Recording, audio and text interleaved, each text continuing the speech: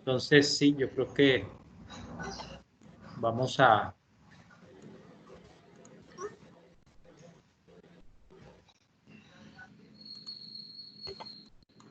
Hay personas que nos están saludando por el chat también. Por aquí podemos hablar y por el chat ir saludándonos, de modo que los que nos están saludando por el chat, bienvenidos y bienvenidas.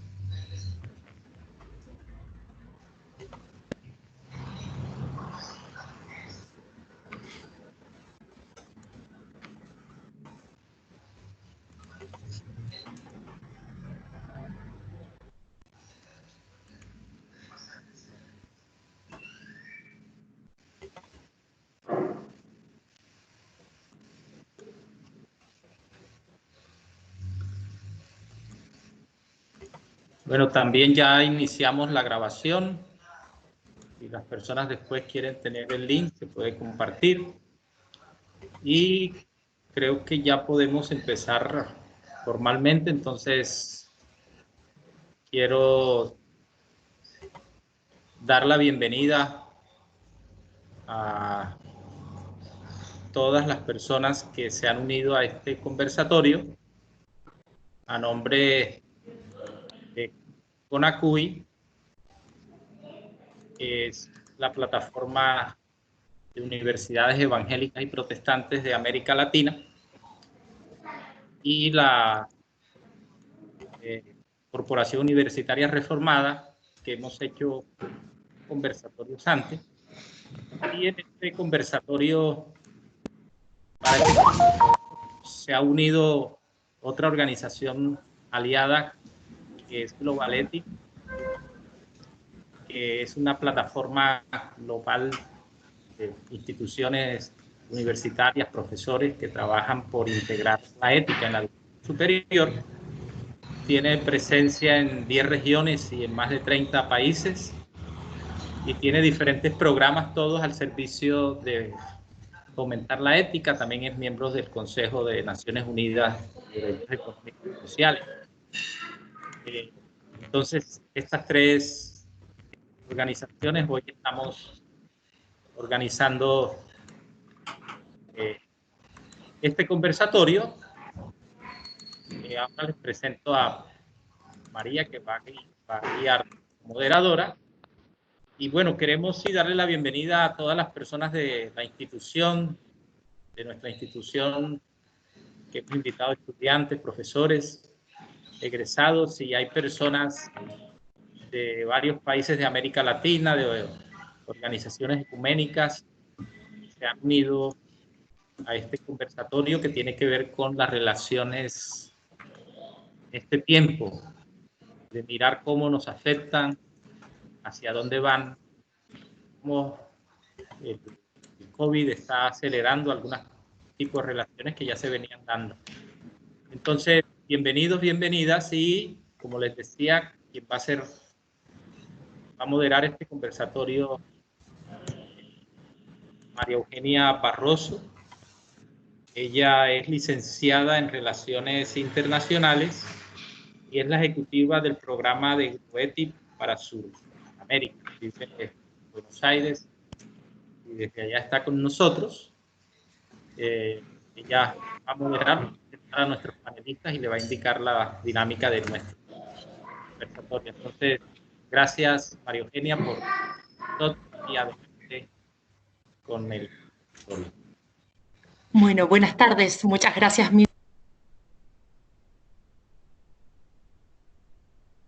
María Eugenia, tienes que encender el micrófono, no se está escuchando, disculpa. Buenas tardes, mil disculpas. Muchas gracias, Milton, por la introducción. Gracias a la Universidad Reformada de Colombia y a CONACUI por invitar a Globetics a sumarse a esta iniciativa y por invitarme a moderar el conversatorio. Voy a explicarles un poquito la dinámica del conversatorio. Van a estar disertando en esta oportunidad Fabián Rey desde Rosario, Argentina, Eliana Maxim desde Seattle, Estados Unidos, y Carlos Rauda desde San Salvador, El Salvador. Cada uno de los ponentes va a disponer de 10 minutos para realizar su presentación y posteriormente vamos a abrir un espacio de preguntas y debate. Cada uno de ustedes puede realizar las preguntas a través del chat de la plataforma. Se van a recoger todas las preguntas y después van a ser formuladas a los expositores. Sin más, permítanme introducir a Fabián Rey. Fabián Rey es licenciado en Psicología, vicerrector general de la Universidad del Centro Educativo Latinoamericano UCEL, director del Instituto Wesley de UCEL, presbítero de la Iglesia Evangélica Metodista de Argentina, consultor en trabajo con familias y parejas vinculadas a empresas familiares. Muchas gracias, Fabián, y adelante, por favor. Buenas tardes. Una alegría poder compartir este tiempo, por lo menos acá en Rosario. Ya son las 5 de la tarde aquí, de un día medio nublado, fresco, pero agradable por poder compartir con ustedes este tiempo. Mi idea de esta charla, de esta conversación, es plantear 3 puntos como para ayudarnos a pensar y diseñar futuros. Uno es la comprensión desde la complejidad para interpretar lo que pasa. El otro es el tema de la convivencia social, la necesidad de un nuevo contrato de cuidado mutuo y volver a repensar la metáfora de la esperanza, que termina siendo un recurso inagotable. En el primero de los temas, la comprensión desde la complejidad para interpretar lo que nos pasa, la vida humana en sus distintas dimensiones, tantas internas como externas, digamos, atravesado por lo biológico, lo físico, lo emocional, lo espiritual, lo relacional y sus múltiples interacciones dentro de lo relacional, inmerso en un contexto planetario donde conlleva una cultura y conlleva en las condiciones climáticas o de medioambientales, sí, nos exigen cada vez formas de análisis que no pueden estar sostenidas desde un paradigma o de una disciplina. Es muy difícil poder repensar nuestra realidad, poder visualizar nuestra realidad cuando nos centramos en una sola disciplina o aún en un conjunto de disciplinas, ¿sí? Porque por ahí uno podría decir, bueno, pero el conjunto de disciplinas, lo que llamamos la interdisciplinaridad, nos ayuda a pensar. Pero el tema es que también cada uno segmenta su mirada de la realidad desde esa disciplina. Por eso, el pensamiento complejo lo que apunta es a una transdisciplinaridad, es decir, poder ver más allá de las disciplinas, es decir, cómo las disciplinas son el soporte, pero no para quedarse desde su propia mirada, sino para ir incorporando miradas de las otras disciplinas, de tal manera que lo que surja de esa nueva visión de comprensión de la realidad sea algo que ninguna por sí misma la puede dar, ni siquiera en la sumatoria de ellas, sino que es algo totalmente nuevo. Esto que estoy diciendo, quizás debería tener un mayor análisis, pero me gustaría que por lo menos nos animáramos a empezar a buscar, ¿sí? Hay mucha bibliografía, Morin es el representante por excelencia de Morin, el francés, de pensamiento complejo, pero me parece que es muy importante poder pensar desde allí la realidad porque nos abre a otros campos. Justamente, Edgar Morin, que en este momento creo que tiene 90 años más o menos, escribía dentro de la pandemia lo siguiente, que me parece que es importante traerlo en el contexto de lo que estábamos hablando. Él plantea que dice, estamos viviendo una realidad que tiene como una triple crisis, y esta triple crisis da una crisis mayor. La primera crisis que él plantea es la crisis biológica. Claramente por la pandemia está amenazada la vida, especialmente quizás de los más ancianos, ¿sí? Pero la vida se ve afectada por esta pandemia, no solamente de los más ancianos, porque ya vemos registros lamentablemente de fallecimientos, de muertes de distintas edades. Y aunque afecta con mayor impacto a edades ancianas, ¿sí? La pandemia ha afectado el sistema de vida social, ha afectado a la humanidad en su totalidad. La segunda crisis, esto voy resumiendo para ser concreto en el tiempo. La segunda crisis que él plantea es la crisis económica. Esto que ya sabíamos de antes, porque no hacía falta una pandemia para darnos cuenta que estamos en una crisis económica, ¿sí? Lo que ha terminado de hacer es agudizar toda la cuestión de de lo económico, y especialmente no solamente en países latinoamericanos como los nuestros, sino en el mundo total, en su globalidad. Hemos visto cómo ha impactado también la crisis económica, dado que hay restricciones para las cuestiones productivas, para las cuestiones empresariales, para las cuestiones que tienen que ver con la sustentabilidad económica, tan fuerte que las tasas de desempleo van a empezar a crecer y están creciendo, lamentablemente, y eso va a traer muchos problemas. La cuestión del hambre, lejos de haberse mejorado o frenado, ha ido creciendo. En Argentina, antes de la crisis sanitaria, antes de la emergencia sanitaria, veníamos de una emergencia alimentaria que sigue vigente y presente, ¿sí? Es decir, hay una cuestión del hambre muy importante, y la pobreza, en términos mundiales, no solamente latinoamericanos, ha ido creciendo mucho más fuerte. Por lo tanto, la crisis económica que venía lo agudizó toda esta pandemia. La tercera crisis que plantea es la crisis de la civilización. Nos hicieron cambiar el estilo de vida de una sociedad que permanentemente se movilizaba a tener sociedades quietas, encerradas, aisladas, ¿sí?, en sus casas, donde hoy el concepto de solidaridad se ha cambiado. La solidaridad hoy está vinculada a guardar distancia, a no acercarse al otro, a no tener interacción con el otro, al menos físicamente, presencialmente, y lo que de alguna manera, si bien es entendible porque es una manera de salvaguardar nuestra salud, lo cierto es que se va transformando el concepto de solidaridad, porque nos aleja del cuerpo a cuerpo, nos aleja de esta presencialidad tan vital en los seres humanos, de esta cuestión afectiva que podemos desarrollar por medios virtuales, pero que no es completa, porque necesitamos toda la dimensión de lo afectivo. Estas tres crisis, la crisis biológica, económica y civilizatoria, dan como una crisis mayor que termina siendo la crisis de la propia existencia. Desde un lugar más cristiano, uno diría la crisis espiritual. Y esto lo plantea Morin, que nada que ver con el cristianismo. Es decir, él plantea, hay una crisis de existencia. Esta crisis de existencia, de alguna manera, lo que nos vuelve a replantear es, ¿para qué estamos viviendo? ¿Para qué vivimos? ¿Cuál es nuestra función como ser humano? ¿Cuál es nuestra conexión con los demás? ¿Cuál es nuestra conexión y cuidado del ambiente, del planeta que vivimos? De alguna manera nos pone en jaque como humanidad esta pandemia de una manera contundente. Hay un libro viejo de la década del 70 del teólogo Miguel Bonino que se llamaba Espacio para ser hombre. Hoy seguramente sería Espacio para la humanidad, porque ese era el pensamiento de Miguel Bonino, sí, que plantea hay vida.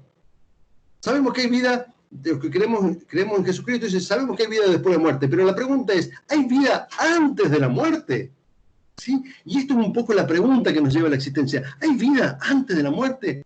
Lo que vivimos es un sobrevivir y nada más. Eso como un primer punto. Como un segundo punto, como para plantear y como para ayudar a pensar o a discutir o a conversar, como nos plantea este espacio, ¿sí?, tiene que ver con la convivencia social, un nuevo contrato de cuidado mutuo. ¿Sí? La convivencia social implica necesariamente ser humanidad. O sea, no podemos ser humanidad si no hay una convivencia social. Porque la convivencia social es lo que genera cultura, es lo que genera civilización, es lo que da cuidado mutuo, la recepción de unos con otros, el darnos lugar en la vida, atender la vida del otro y no solamente la propia, y atender la vida del otro en los distintos contextos que las personas están. Y no solamente atender la vida del otro en los contextos donde están, sino atender la vida en relación al planeta.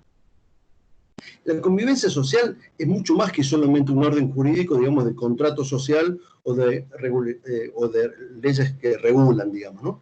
Y aquí hay una metáfora o una historia que yo lo tomo como metáfora que me parece muy bonita, voy suprimiendo porque estoy viendo también el tiempo y no quiero excederme demasiado, ¿sí? Hay una metáfora que habla justamente de la convivencia y que habla del cuidado mutuo que me parece fundamental refundar como civilización.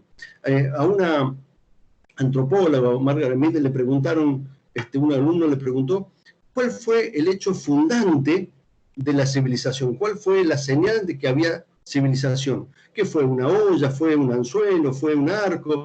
¿Fue alguna de estas herramientas para cazar o para cocinar?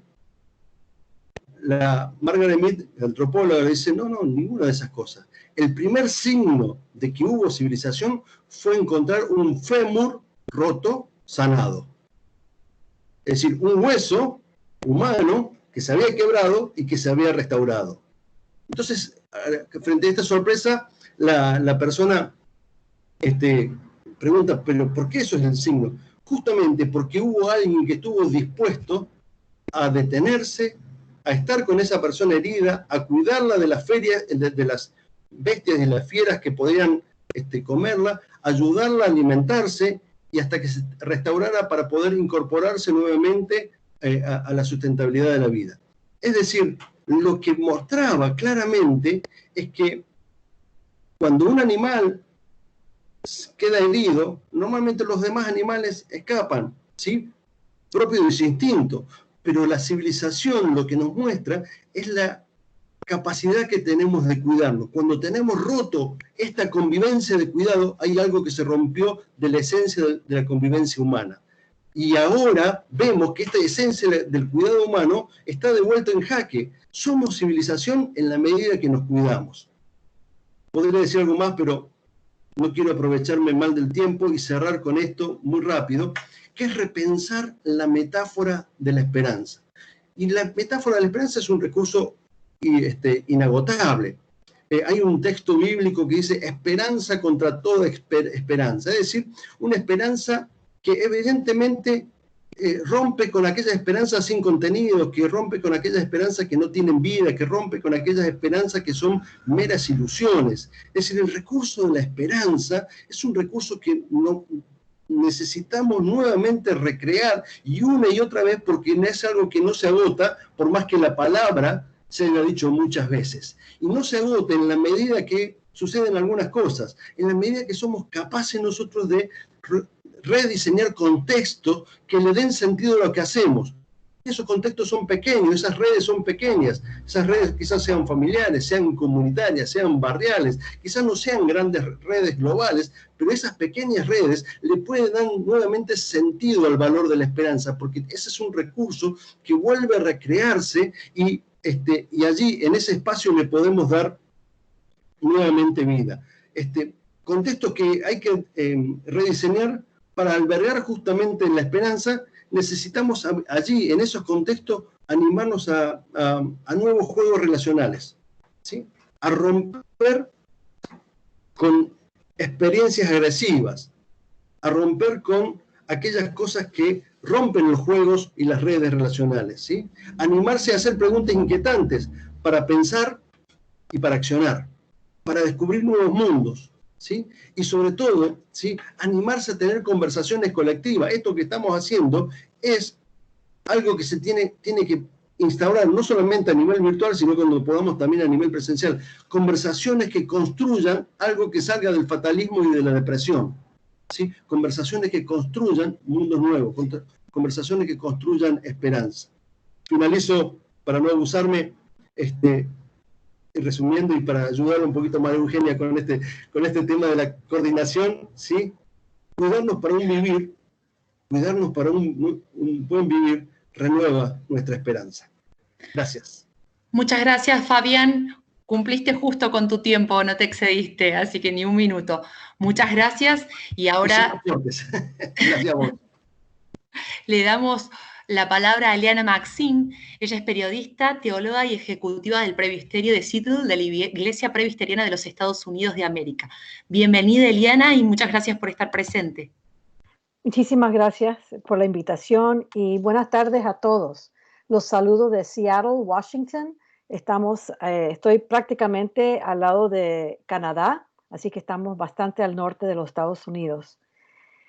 Esta tarde yo quisiera conversarles un poco sobre los desafíos y oportunidades que veo yo en mi posición como ejecutiva y pastora en la Iglesia Presbiteriana de los Estados Unidos. Desafíos y oportunidades en medio de la pandemia para el futuro de la Iglesia.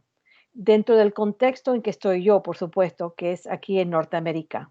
Pero creo que podemos aprender todos un poco de la situación que estamos viviendo nosotros. La pandemia global del COVID-19 ha forzado que la Iglesia como institución tenga que enfrentar una realidad que francamente no ha querido enfrentar por décadas.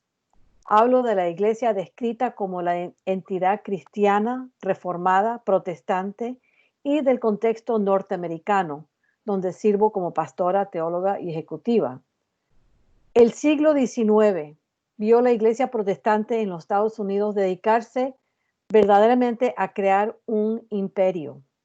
Seamos francos, eso fue a qué se dedicó la Iglesia. Atrayendo creyentes que eran educados, de media clase y primordialmente blancos. O sea, eran personas que ya tenían poder en sus comunidades, en el mundo financiero y en los negocios. Y aunque este país siempre se ha tenido con mucho orgullo distinguir que hay una separación entre el Estado y la Iglesia protestante, especialmente la evangélica, ha aprovechado crear enlaces con entidades civiles. En pocas palabras, la Iglesia llegó a ser una institución más de poder en la cultura norteamericana. Pero, como muchas instituciones, la Iglesia ha cambiado lentamente. No ha sabido cómo adaptarse a la cultura ni al movimiento social, étnico o racial. Y en vez de tomar decisiones proactivas en reorganizarse o lanzar nuevas visiones, ha seguido su mismo camino por décadas. Y en este momento es que nos encontramos con la pandemia del COVID-19. Ahora, sería fácil que este virus, digamos, ha trastornado nuestras iglesias. Y la verdad es que sí nos ha presentado muchos desafíos, pero también nos ha presentado oportunidades. Y hoy quiero enfocarme en 3 desafíos no técnicos, sino adaptivos, que también nos ha presentado oportunidades para que seamos de nuevo una iglesia reformada, siempre reformando. El primer punto es que la iglesia norteamericana protestante no ha sabido cómo lamentar. La llegada del coronavirus tuvo un impacto inmediato en nuestras iglesias. La primera semana de marzo, enterándonos que las infecciones del coronavirus estaban subiendo dramáticamente cada día, pedimos a las 48 iglesias que están en mi presbiterio que cerraran sus puertas inmediatamente para evitar la contaminación. Al mismo tiempo, nos avisaron que habían miembros de varias iglesias que estaban enfermos gravemente en el hospital, entre ellos una de nuestras pastoras. En cuestión de 2 semanas, la ciudad de Seattle se cerró y continúa así hoy. Las calles están vacías. Los enormes edificios donde están las sedes principales de Amazon, Google, Microsoft y Starbucks están oscuros.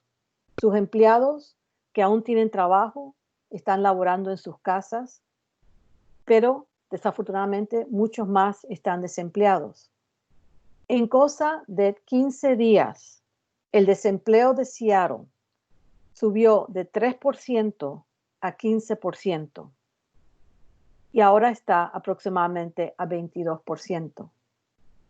En medio de todo esto, de la enfermedad, de muertes, de la gente pasando dificultades económicas, la Iglesia Blanca norteamericana no ha sabido lamentar.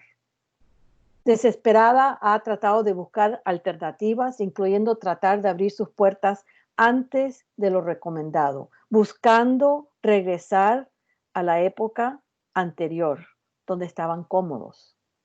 Esta cultura ha creado la ilusión que es imposible no poder tener dominio sobre nuestro espacio y tiempo. Y la verdad es que la pandemia nos ha quitado ambas cosas. Encerrados sin poder ir y venir como acostumbramos, los días se confunden sin tener ritmo. Pero aquí vemos la oportunidad para la iglesia. La iglesia tiene que revisitar lo que es lamentar. Reconocer que lamentar es una forma de resistencia, de poder declarar al mundo que no están las cosas como deberían ser. Y tenemos libertad en lamentar en forma de tratar de crear algo nuevo. Hay veces que buscamos diferentes maneras, especialmente el norteamericano, de arreglar las cosas lo más rápido posible. La pandemia nos ha demostrado que no todo se arregla con un simple deseo o con dinero. Hay veces que hay que quedarse en la incertidumbre como un Viernes Santo sin fin, sin correr al Domingo de Gloria. Nos ha forzado leer los Salmos de nuevo con ojos nuevos y recordar que la iglesia original se inició dentro de un espacio de lamento y inseguridad. El segundo punto es que la desorientación impulsa a la imaginación. Han habido muchísimos artículos escritos últimamente sobre la ansiedad y depresión que muchos sufren en este tiempo de pandemia. Esas son realidades que no se pueden negar. Pero también sabemos que esta pandemia nos ha desorientado. La iglesia no ha escapado de esto tampoco. No nos podemos reunir en persona para celebrar nuestra fe, sino lo hacemos por el Internet.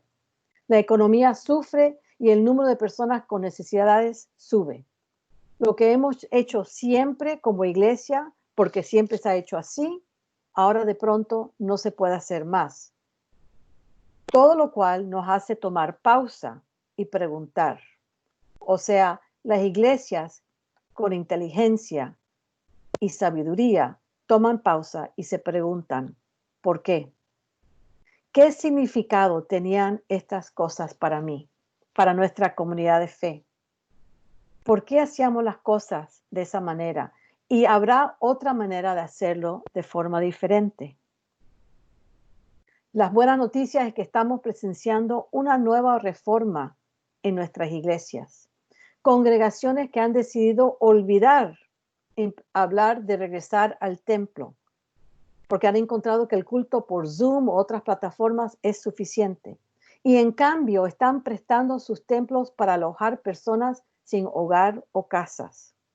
Imagínense, ahora mismo en Seattle tenemos 3 iglesias que estaban antes vacías y ahora tienen más de 200 personas durmiendo ahí.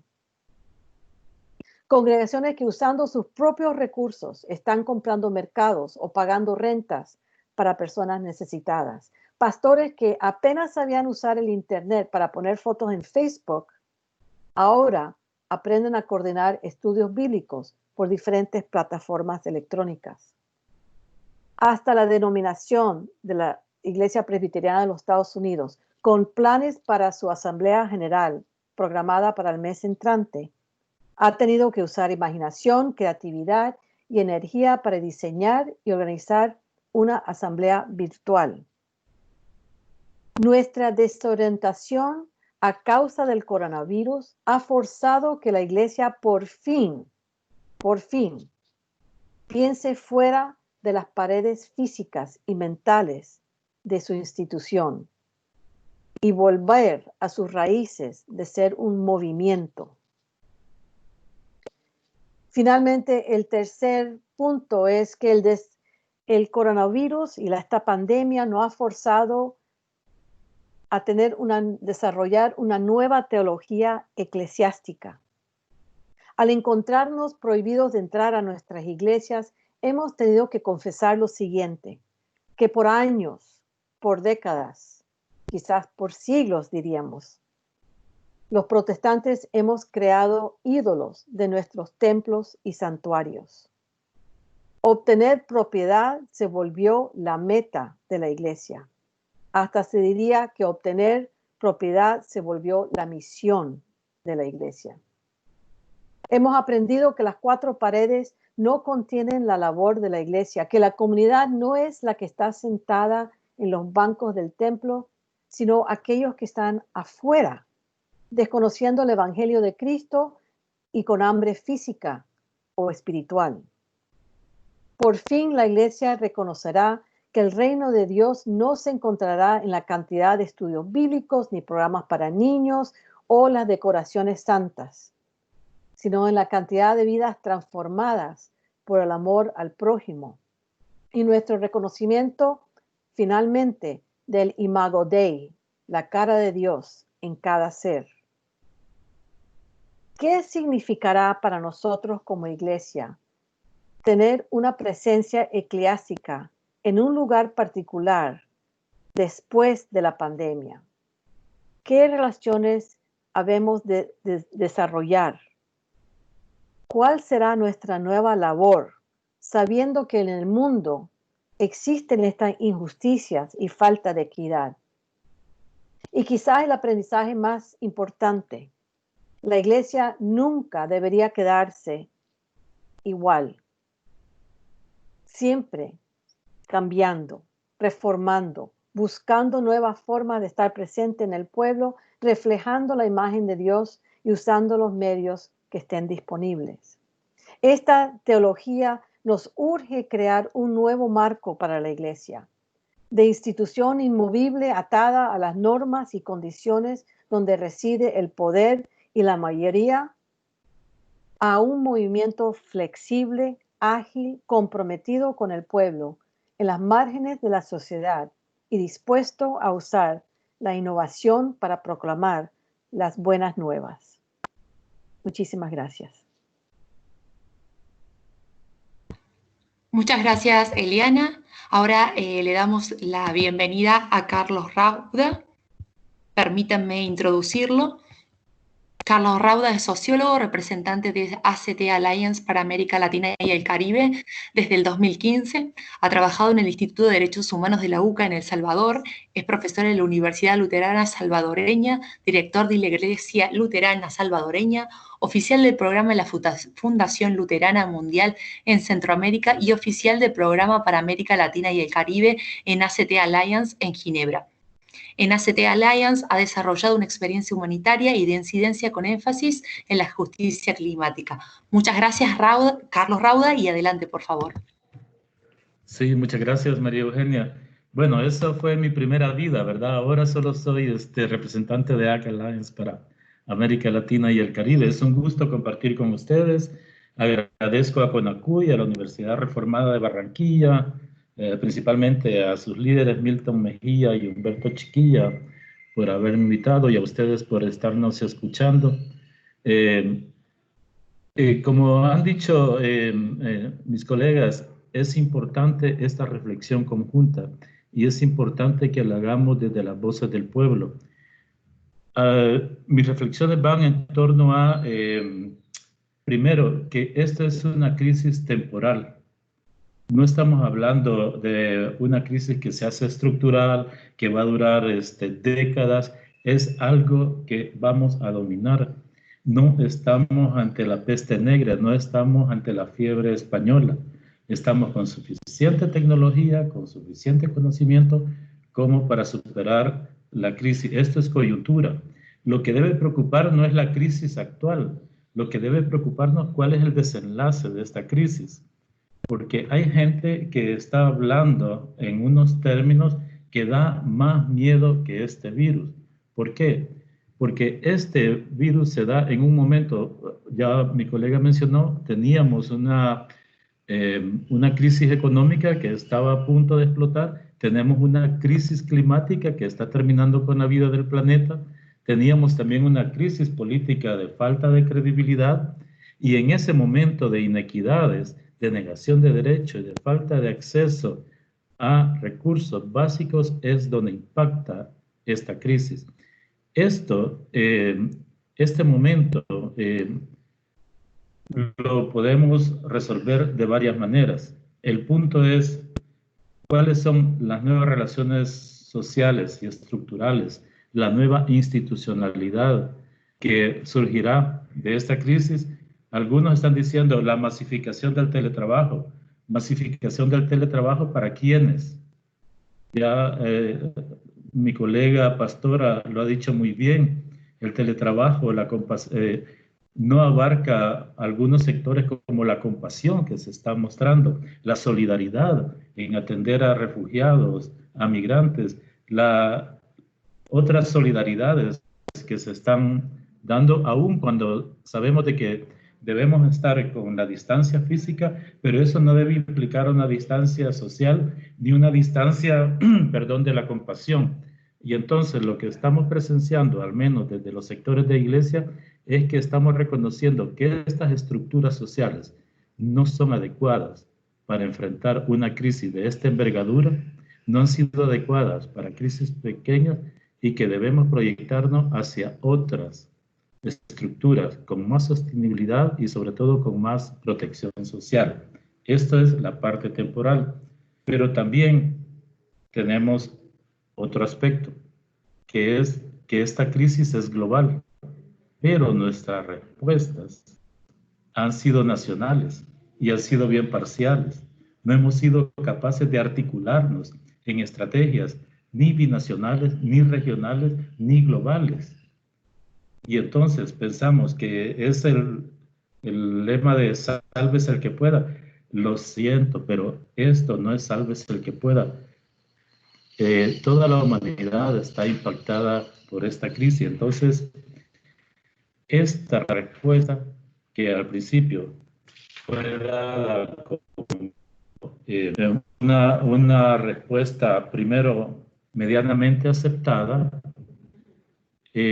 ahora está dando paso a otros fenómenos, como está reforzando odios que estamos viendo en los medios de comunicación, estigmatización, exclusiones, está reforzando el miedo a ser humano, el miedo al futuro de la humanidad, y entonces eso está endureciendo posiciones y estamos reforzando lo que ya antes, desde estas estructuras que veníamos contra el terrorismo, estamos ante la posibilidad de construir un futuro basado en el miedo, que es lo peor quizás que pudiéramos hacer, porque eso niega nuestras perspectivas como organizaciones basadas en la fe y como personas de fe.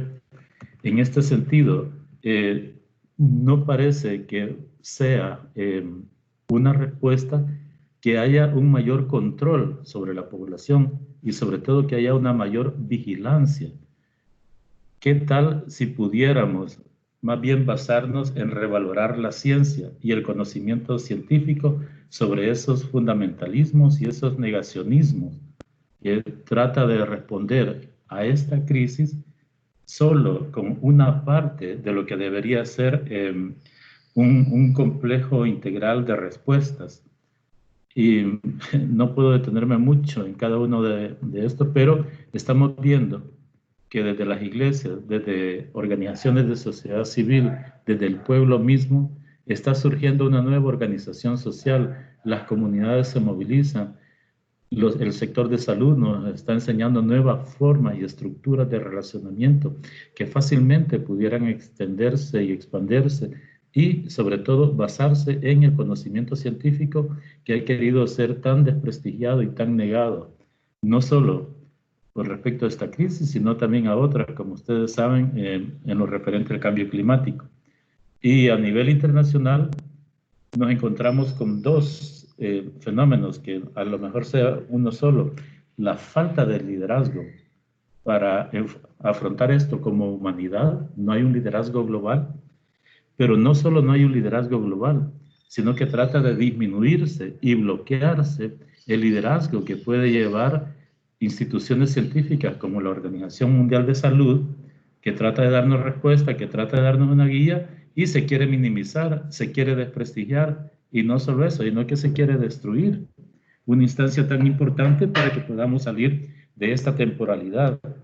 Y ante esto, pensábamos que a lo mejor sí hay que hacer eco a una parte fundamental, que ya los liderazgos nacionales sobre lo global no deberían apoyarse tanto, sino un liderazgo colegiado, conjunto, compartido, basado en algunas voluntades y proyecciones desde lo regional, con alternativas viables para que se fortalezcan proyectos regionales, que se fortalezca el multilateralismo e instancias como Naciones Unidas se repiensen, se redefinan para hacer una gobernanza tal que esto no nos vuelva a ocurrir.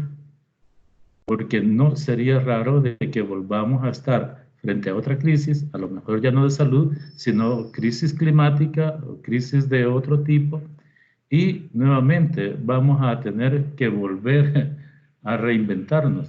Entonces, esta es una buena oportunidad, es una buena lección que nos está dando esta crisis para poder redefinirnos nosotros, tanto en las microestructuras, como esta solidaridad, como esta compasión, hasta las macroestructuras, incluyendo esta gobernanza colegiada, gobernanza global colegiada.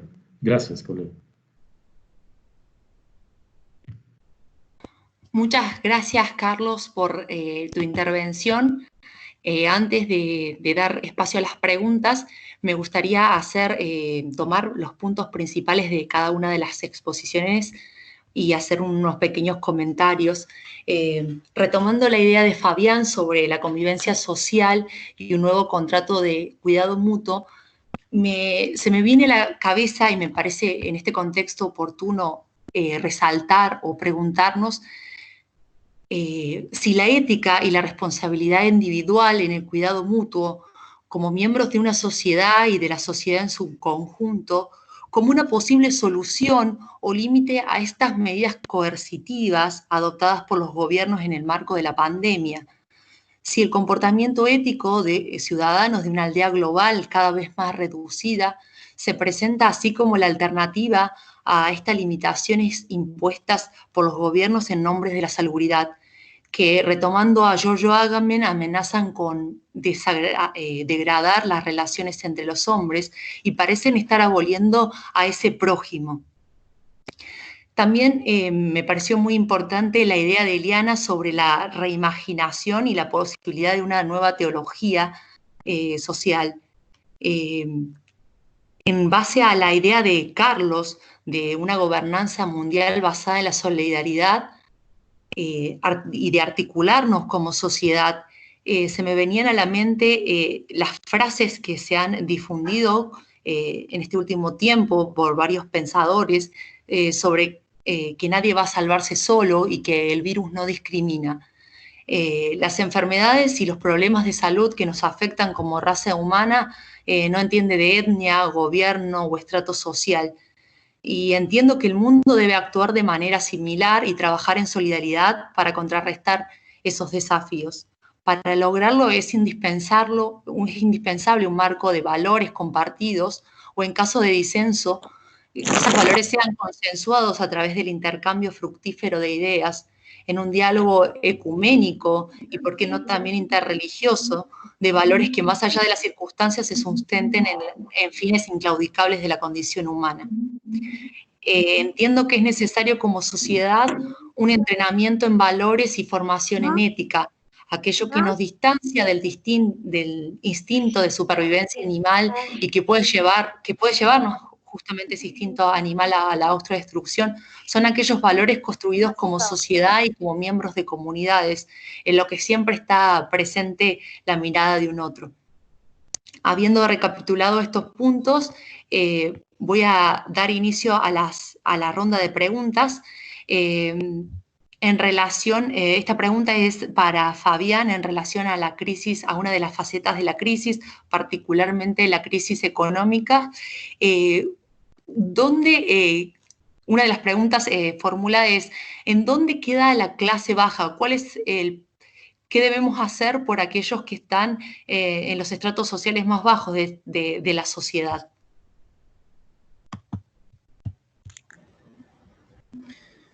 Bien, yo podría decir algunas cuestiones, no muchas, dado que mi formación no está vinculada a lo económico, pero sí está claro que, como suele pasar en cualquier crisis, siempre golpea más a los sectores vulnerables. Y creo que trabajar en función de la justicia y la paz son herramientas indispensables. creo que parte de eso tiene que ver con cómo generar espacios donde se pueda resistir de una manera cooperativa, de una manera colectiva, de una manera donde uno pueda dar lugar a las voces de estos sectores vulnerables para que sean escuchados en otros estamentos sociales, para que esa convivencia social se fije en este lugar, ¿sí? Creo que hay un primer momento que tiene que ver con la asistencia necesaria, ¿sí? Porque frente a un estómago que está vacío por hambre, frente a una necesidad máxima, lo primero que tenemos que poder responder es de la asistencia. Pero la asistencia no es el todo, sino que a partir de la asistencia necesaria, poder ir generando espacios de transformación. Nosotros tenemos que ser facilitadores de esa esperanza, pero la esperanza es cierta en la medida que genera algún tipo de transformación, aunque sea en las pequeñas redes donde estamos. Y allí me parece que es el trabajo, nuestro trabajo, impactar en las pequeñas redes y llevar esas voces a espacios de estamentos mayores. Gracias, Fabián. Para aprovechar que estás con el micrófono abierto, te hago una nueva pregunta. ¿Consideras que la pandemia favorecerá las relaciones sociales o que habrá una nueva perspectiva sobre las mismas? Tendría que decir que sí, porque es políticamente correcto. Pero si bien soy una persona sumamente con anhelos y mucho optimismo y mucha esperanza hacia adelante, me parece que va a ser muy difícil, porque va a seguir imperando un estilo de vida que domina la vida de otros. Lo cual no significa que, bueno, entonces, ¿qué hago? ¿Me quedo encerrado en casa y no salgo más? No, ¿sí? Así como quiero ser, me atrevo a ser no políticamente correcto, también me atrevo a decir, no, pero hay algunas cuestiones que se puede decir, hay endijas, hay espacios que uno tiene que forzar para entrar, pero que no se van a abrir solos, uno tiene que forzar esos espacios. Entonces para ello tenemos que aprender a escuchar de una manera diferente, facilitar que eso que escuchamos genere nuevos contextos. Podemos diseñar nuevos contextos donde la gente que está pasando estas situaciones, nosotros podamos ayudarlas a pensar, a reflexionar, para que se puedan movilizar en ese sentido. Por lo tanto, la pregunta es, ¿sí? Termina siendo una pregunta ética que vos hacías al principio, María Eugenia, ¿sí? La pregunta es, ¿qué estamos haciendo nosotros para que esto realmente sea una oportunidad de cambio? ¿Estamos haciendo algo? Porque tenemos que hacerlo nosotros, no podemos esperar que otros lo hagan por nosotros. Termina siendo una pregunta ética que nos conmueve en lo íntimo, en lo personal, pero también nos conmueve en lo comunitario.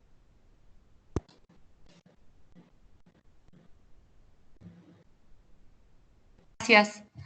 Ahora, una pregunta para Carlos Rauda.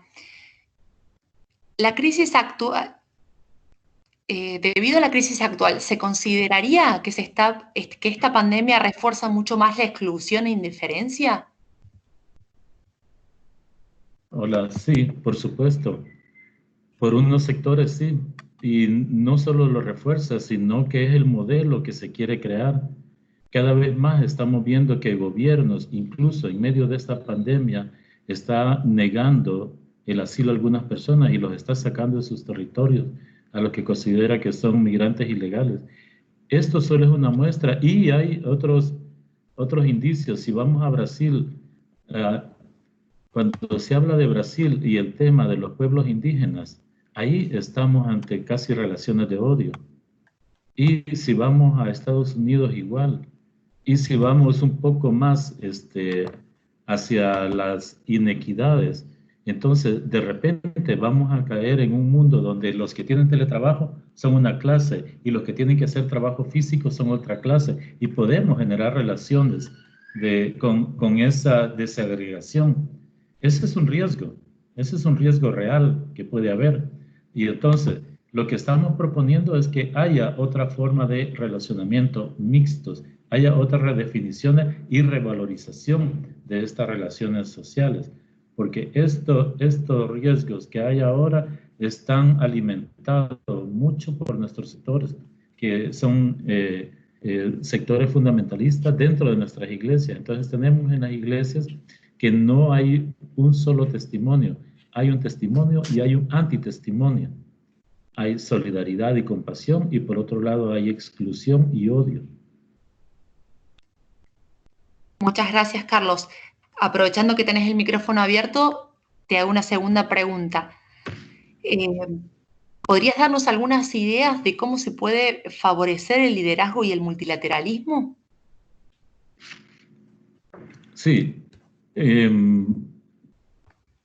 Creo que debemos de basarnos en lo que tenemos regionalmente. No deberíamos renunciar al proyecto de la patria grande en América Latina. Esa debería ser una base para que fortalezcamos y seamos un bloque significativo, no solo para lo social, sino para la sostenibilidad de nuestra región y para reforzar que la gobernanza mundial en las Naciones Unidas, en esa reconfiguración que debe tener las Naciones Unidas y que la OMS ya ha reconocido que debe hacer una revisión interna para responder de mejor manera a estas crisis, no dependan solo de quienes da el 14% del presupuesto, sino que sea porque se responde a los intereses de bloques regionales que están sumamente articulados y que pueden también aportar a la configuración de una nueva gobernanza mundial. Muchas gracias, Carlos. Ahora le cedemos la palabra a Eliana, si pudiera responder a esta pregunta. ¿Cómo piensa usted que debería vivir la Iglesia remanente en medio de esta catástrofe que estamos viviendo con el COVID-19?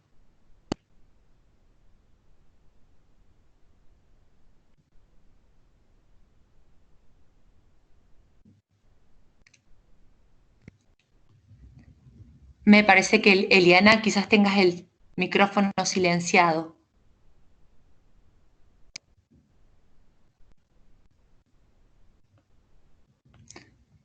Se congeló. Ok, aprovecho entonces para hacer otra pregunta a Carlos. ¿Puede ser? Sí, adelante. Si no estamos enfrentando una pandemia como la peste negra o la viruela, ¿cómo no hay aún una cura para la COVID-19? Y agregaría, con la tecnología que tenemos actualmente en el siglo XXI. Claro. Esto tiene que ver con el tema del profit, de las ganancias y las inequidades. ¿Qué es lo que mueve a las grandes farmacéuticas y a los grandes laboratorios? Ya se sabía, este no es el primer corona, ¿no? Estuvo el SARS, estuvo el MEC y este es el tercero. Ya se sabía de las posibilidades y riesgos. Desde hace 40 años las farmacéuticas saben de los riesgos de estos coronavirus. Pero el punto es cómo se va a crear un producto que no te va a generar los miles de millones de dólares en ganancias. Eso no era viable porque estas son empresas capitalistas, no son empresas de salud, no están al servicio de que tengamos protección social en el área de salud, sino que están basados en cuál ganancia puedo obtener de estos productos, del cual también puedo tener monopolio. ¿Qué tal si se hace un producto que es accesible a toda la población de manera gratis? ¿Cuál es entonces el rédito que voy a recibir como farmacéutica privada?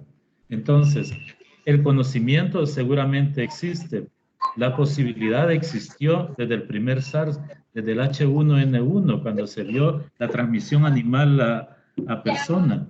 Entonces, el punto ahora es de que estamos atrasados porque, claro, el hacer una vacuna requiere mucha rigurosidad científica, mucha rigurosidad técnica para poder tener un producto que realmente sea adecuado para responder a esta nueva forma de infección, pero de contagio.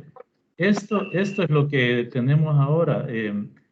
Sí tenemos los conocimientos, sí tenemos la tecnología. Cuando decía que no estamos ante la gripe española, es de que no vamos a tener toda esa cantidad de muertos, la mortandad, podemos evitarla. Y ahora con herramientas que vienen desde aquel momento y todavía antes, ¿no? Pero no ahí viene el tema de la gobernanza, otra vez mundial. ¿Qué tal si no dependemos de estas instancias privadas para asegurar la salud mundial, sino que fortalecemos la gobernanza de instancias como OMS para que nos aseguren de una manera muy humana, perdón, de una manera muy transparente y sobre todo de una manera accesible la salud y la protección para toda persona humana? Ese es el punto. Sí. Muchas gracias, Carlos. No sé si estará conectada Eliana. Sigue. La canción que le enseñaba Está, me parece que Eliana, no, está sin conexión o... Eugenia, ¿me escucha? Sí, me escucha. ¡Ay, perfecto! Sí, Eliana, ¿cómo Sí, estás? estoy conectada. Muy bien, gracias. Perdón que de pronto me salí y... Perfecto, Ya tenemos volví a varias preguntas para hacerte. ¿Cómo cree usted que debe actuar la Iglesia en tiempos de pandemia? ¿Me puedes repetir la pregunta, María Eugenia? Sí, perdón. ¿Me escuchan? Ahí está. ¿Cómo cree usted que debe actuar la Iglesia en tiempos de pandemia? Bueno, creo que la Iglesia debe actuar en época de pandemia como debe actuar en todo momento, que es estar pendiente de lo que está sucediendo fuera de la Iglesia, más de lo que está pasando dentro de las paredes de la Iglesia. Y ese es el reto tan grande que tenemos, porque únicamente de que se ha ocupado más en el desarrollo espiritual de la membresía y no tanto de lo que estaba sucediendo alrededor. La pandemia nos ha abierto los ojos, nos ha dado la oportunidad de ver que la sociedad, la cultura, nuestras comunidades necesitan de la Iglesia, y la Iglesia tiene la oportunidad de estar vinculada en esas comunidades y brindar sí.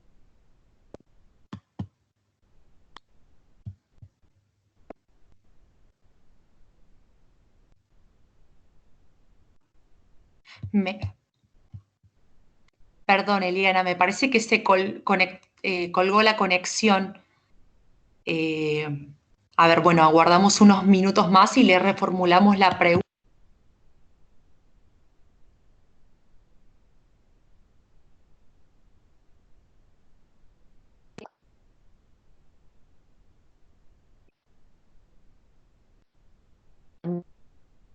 Eliana.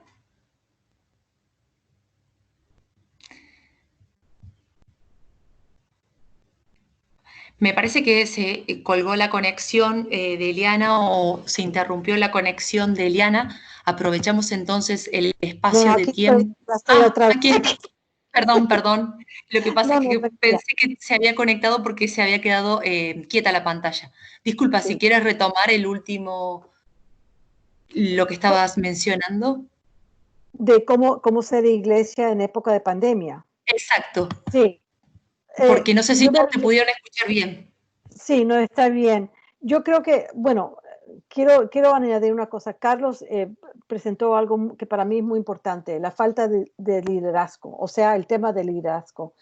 Estoy en un país donde realmente se ha notado lo que sucede cuando hay falta de liderazgo nacional, y por eso nos encontramos con más infecciones y más muertos, el porcentaje más alto de todo el mundo.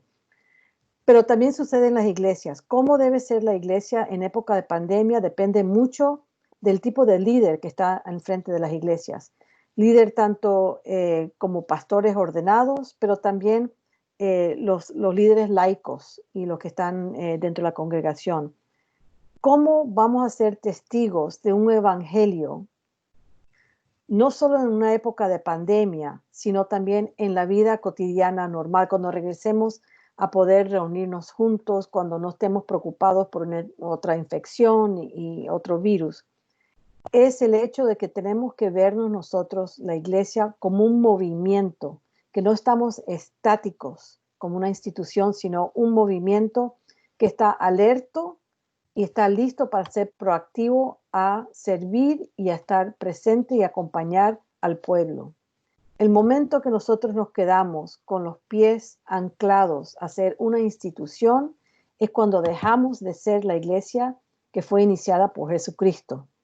La iglesia que tenemos que ser dentro de la pandemia, como en cualquier otro momento histórico, es una iglesia que es ágil, que es flexible, que responde a las necesidades de nuestro pueblo. Muchas gracias, Eliana. Aprovecho la oportunidad para hacerte otras consultas porque hay bastantes preguntas para vos. ¿Cómo evalúas la cuestión de la fe? ¿Crees que hay gente que se ha volcado más a la fe en función de estos tiempos de pandemia? Que hay gente que se ha acercado al evangelio, a la fe cristiana en este tiempo. En una palabra, no. Creo que en todo momento de crisis habrán las personas que buscan a Dios, que sea un Papá Noel o un Santa Claus, que tienen deseos y quieren que sean cumplidos.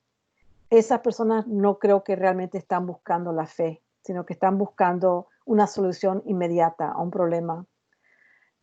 Yo creo que lo importante es no tanto las personas que están buscando fe, sino aquellos de nosotros que proclamamos tener una fe, cómo estamos nosotros reaccionando con esas personas que están buscando algo.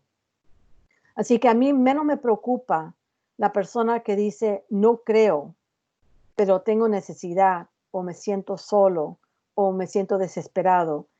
Y me preocupa más la persona que dice, se reclama, yo soy cristiano, yo tengo fe, creo en Dios, pero entonces, ¿qué acción están tomando con esas personas que no la tienen?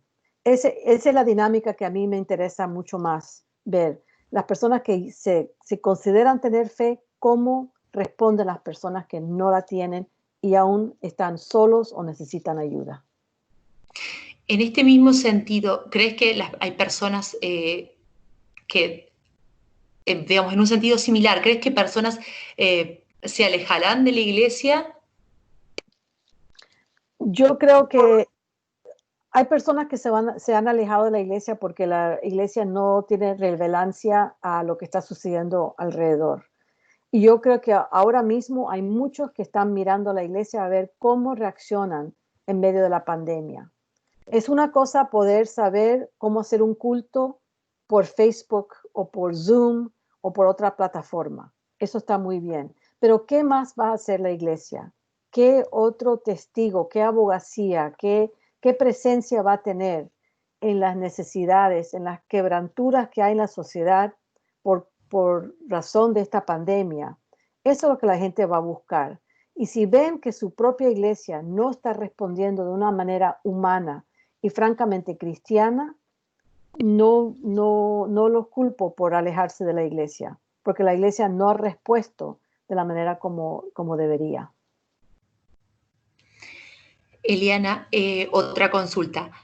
¿Qué significa hoy en día y pensando en el futuro la vida comunitaria cristiana? ¿O cómo va a pensarse la vida comunitaria cristiana en un futuro, dado la imposibilidad de congregarse o de encontrarse o de celebrar la fe de manera, digamos, en un mismo lugar o en un culto?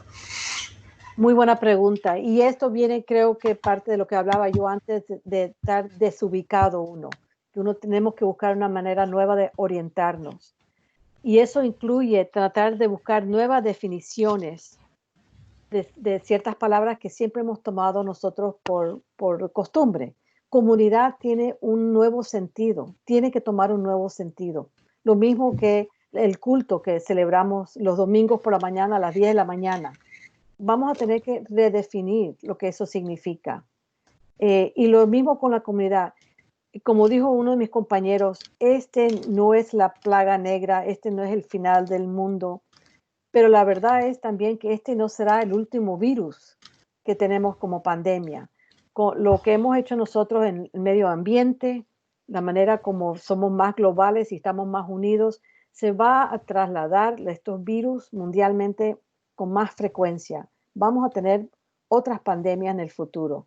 Tenemos que nosotros buscar diferentes maneras de ser comunidad y mantenernos conectados, sea por medios electrónicos, pero también de otras maneras de redefinir lo que significa y el sentido de ser iglesia, de ser comunidad y también el culto que nosotros sentimos que es esencial a nuestra identidad. Elena, aprovecho para otra consulta porque hay varias dirigidas a vos. Esta tiene un poco que ver con lo primero de tu exposición, que estaba vinculada a la importancia que habían dado las iglesias a la construcción de templos y, digamos, a poseer lugares para las congregaciones y demás. ¿Qué piensas sobre, digamos, en estos tiempos de pandemia acerca de las contribuciones de la iglesia, de las ofrendas y los diezmos?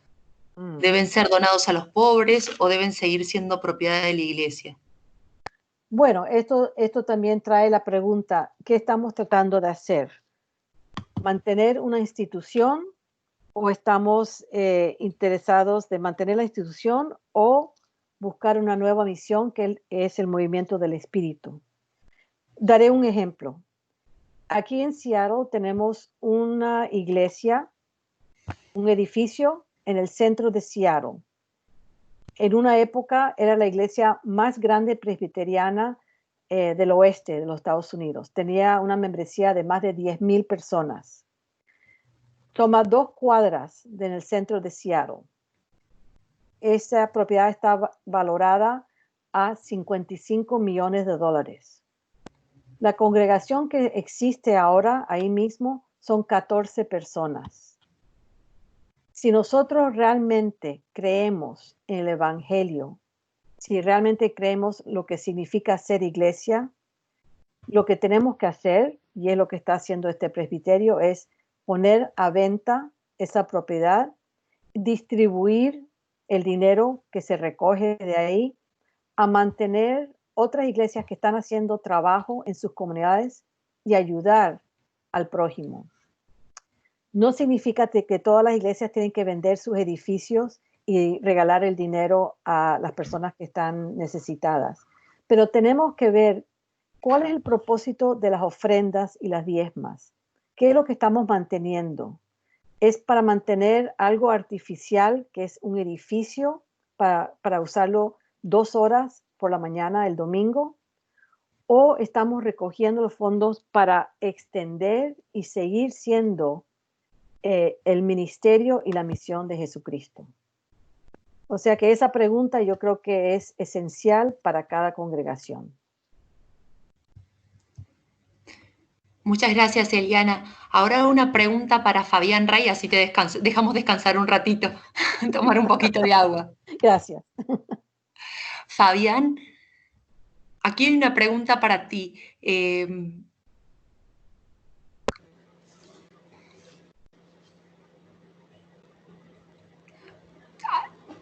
Nos consultan sobre algunos consejos para mantener la calma en medio de la crisis, en medio de este contexto de confinamiento. Sí, seguramente esa falta de calma tiene que ver con las incertidumbres que se viven y cómo atraviesan los miedos, esas incertidumbres, producto no solamente del coronavirus, sino producto del aislamiento, de todas las restricciones que estamos teniendo.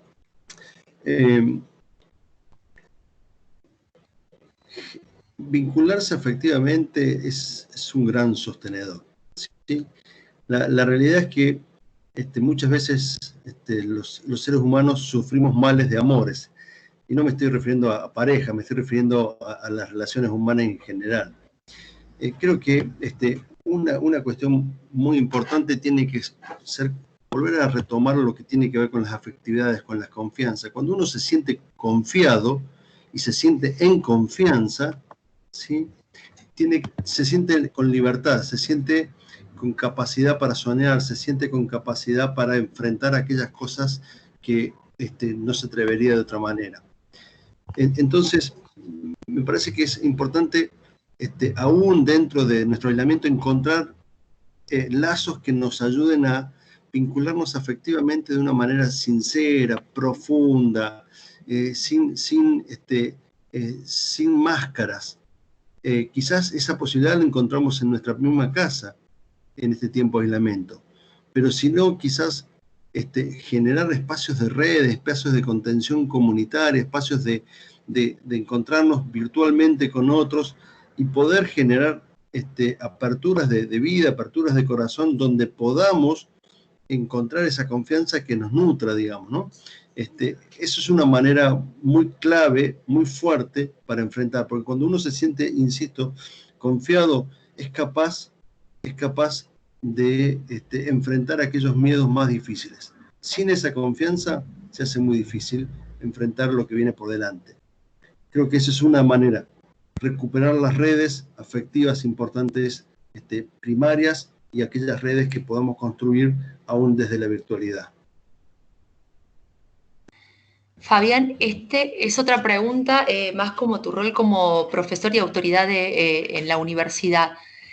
¿Crees que en el medio del COVID-19, sabiendo que no hay aún una vacuna y que los casos de los contagios son cada vez más, sea conveniente la apertura de universidades, colegios o incluso iglesias, como sucede en otros lugares del mundo o en otras regiones? ¿Crees que aquí es aplicable? Particularmente en nuestra institución, en UCEL, tomamos la decisión casi conjuntamente cuando el gobierno nacional acá determinó que no se abriera las puertas. Nosotros, una semana antes de eso, ya habíamos licenciado a nuestros docentes y a nuestros estudiantes para que no vayan al establecimiento, y el mismo día que, la misma noche que el presidente de Argentina dijo que a partir de mañana empezaba el aislamiento social preventivo y obligatorio, nosotros ese mismo día, durante la semana, estuvimos trabajando para cerrar la universidad, sin saber que iba a producirse eso, pero entendiendo que era lo necesario. Nos hemos preguntado en todo este tiempo cuándo era el tiempo oportuno para volver. Hoy no tenemos respuesta, porque creemos que este cuidado es un cuidado necesario y que tendremos que transitar la virtualidad dentro de la educación y aprender a través de ella. Estamos aprendiendo todos a través de ella. Por lo tanto, creo que sí, que creo que es necesario, si esto ayuda a contener el virus, si esto ayuda a cuidarnos como sociedad, extender el tiempo que sea necesario, todo el tema que tenga que ver con el establecimiento educativo. Nosotros no tenemos fecha de regreso, ni estamos pensando en eso, y también lo que tenga que ver inclusive con los espacios eclesiales, los espacios de templo, creo que también pueden esperar, porque como bien decía recién Eliana, ¿sí? La fe y la vivencia de ser iglesia no se vive en el templo, se vive desde otras maneras, y creo que podemos seguir siendo iglesia sin ir al templo. Muchas gracias, Fabián. La última pregunta para Carlos Rauda. Hemos avanzado en el tiempo, pero creo que hay espacio para una nueva pregunta. Sí, gracias. Adelante. Tiene que ver con el manejo de la información. Primero hacen una afirmación dentro de la pregunta. Hay muchas personas que no creen que este virus sea cierto, lo asocian con que personas mueren porque están enfermos de otra cosa, otras enfermedades, leucemia, hipertensión, etcétera, edad adulta, y no mueren por el virus exactamente. ¿Cómo crees que se está manejando la información a nivel internacional y a nivel de cada país y a nivel nacional? ¿Crees que hay una manipulación de los números? Bueno, los medios no se caracterizan por ser muy fieles a la realidad. Depende de quién es el dueño del medio, de la intención política que tenga, de qué estrategia tenga. Y hay muchos intereses por negar la ciencia. Es que aquí hay un tema de reafirmar o negar la ciencia.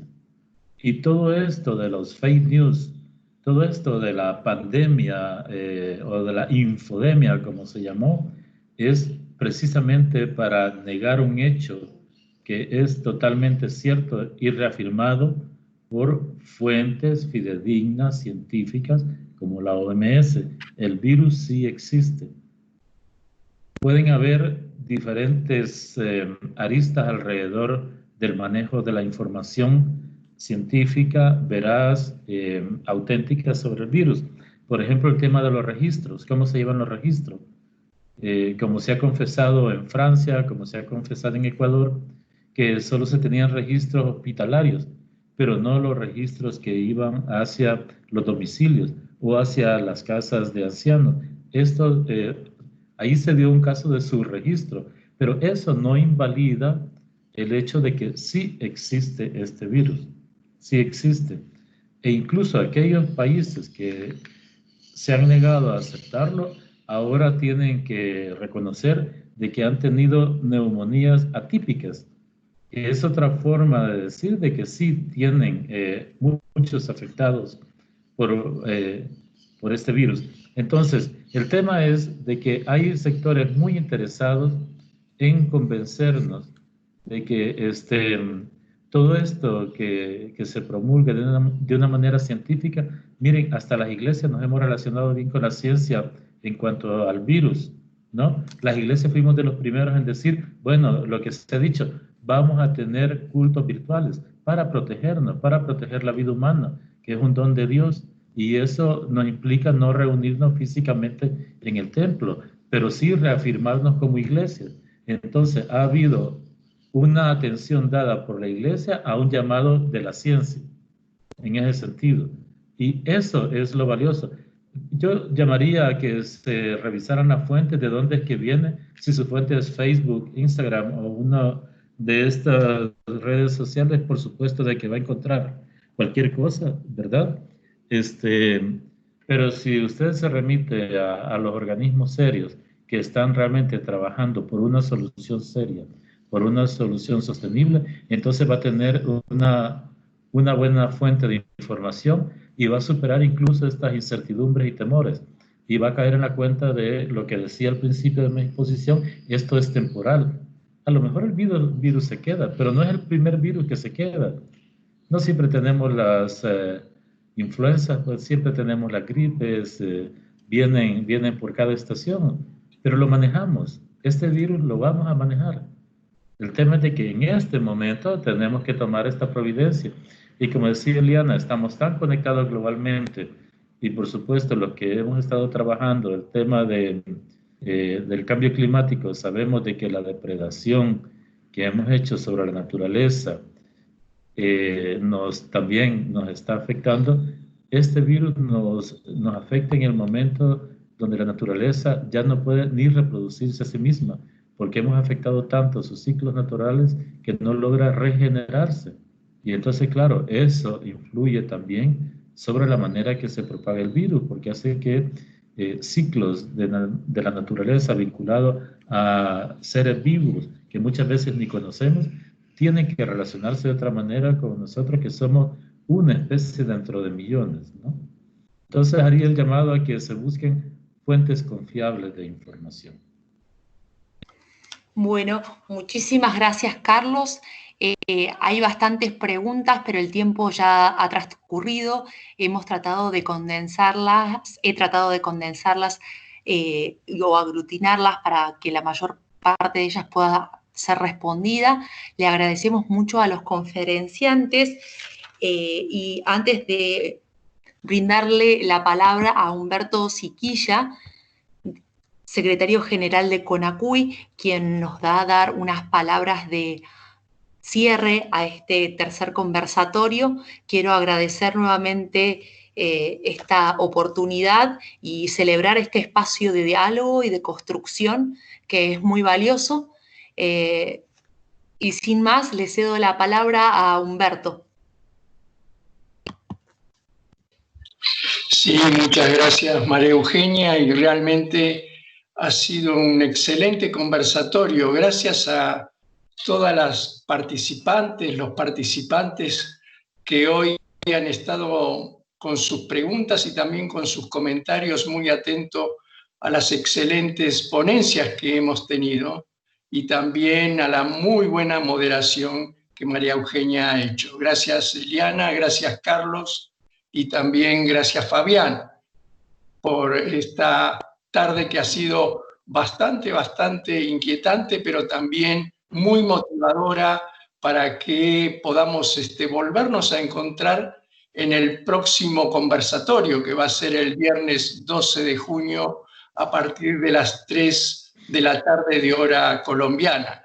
El tema central será dignidad humana e inteligencia artificial en tiempos de pandemia. De esta manera y también con esta misma dinámica y metodología tendremos la presencia de Elis Barraza, que es el rector de la Universidad Reformada y preside la mesa de rectores de CONACUY. También estará Linda Itzkus, que es es presidenta de la red de líderes religiosos de Chicago sobre América Latina, pero además ella es científica y es teóloga, y también la presencia de alguien de Europa, el presidente de la Iglesia Evangélica Española, Alfredo Abad, que nos traerá una mirada también sobre la perspectiva europea. Así que nuevamente, muchas gracias a todos y todas y nos vemos en el próximo conversatorio. Bye, bye. Chao, chao. Chao, muchísimas gracias. Chao, gracias María Eugenia, gracias Humberto, Milton y los Muchísimas gracias. Fabián, Gracias Eliana. por las excelentes presentaciones y espero que sigamos en comunicación. Tengan buenas noches. Gracias, María Eugenia, por la excelente moderación. Seguimos en comunicación.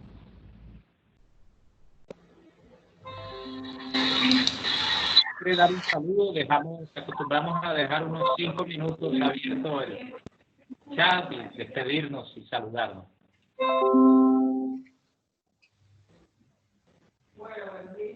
Muchas gracias a todos, gracias por la invitación a moderar. Ha sido un gusto, muy enriquecedoras todas las ponencias y les agradecemos nuevamente desde Globetics por habernos invitado. Si gustan de unirse a la red global de Globetics, pueden hacerlo ingresando a la plataforma a la web de Globetics, www.globetics.net, y unirse de manera gratuita. Muchas gracias y hasta luego. Chao, María Eugenia, gracias. Chao, hasta luego. Hasta otro momento.